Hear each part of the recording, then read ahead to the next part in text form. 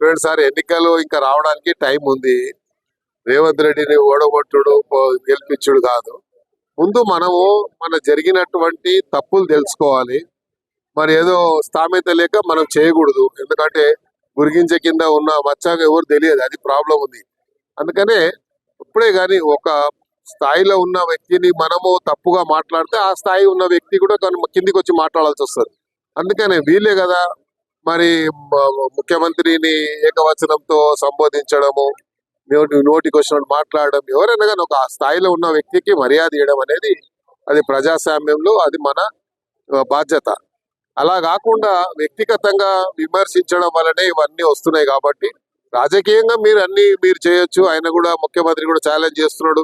మేము చేసిన అభివృద్ధి విషయంలో కానీ మేము ఇచ్చిన మరి పెట్టినటువంటి స్కీమ్స్ మేము జరగలేదు అంటే ఎక్కడైనా సరే ఏ వేదికమైన ఛాలెంజ్ విసురుతున్నాడు. కాబట్టి ఆ ఛాలెంజ్ కు యాక్సెప్ట్ చేయకుండా మనం ఏకవచనంతో ముఖ్యమంత్రిని తిట్టడం వల్ల ఇవన్నీ సమస్యలు వస్తున్నాయి. కాబట్టి మీరు అభివృద్ధి విషయంలో ఇచ్చినటువంటి స్కీమ్స్ ఏవైతే గ్యారంటీలు ఇచ్చిండ్రో ఆ గ్యారంటీలు జరగలేదని మీరు అంటారు, జరుగుతున్నాయని మేము చెప్తున్నాం. కాబట్టి జరుగుతున్నాయి ఎక్కడ అనేది మీరు చర్చకు వస్తే చెప్తామని ముఖ్యమంత్రి గారు చెప్పారు, మంత్రులు చెప్తున్నారు. కాబట్టి దాని మీద స్పందిస్తే బాగుంటుంది.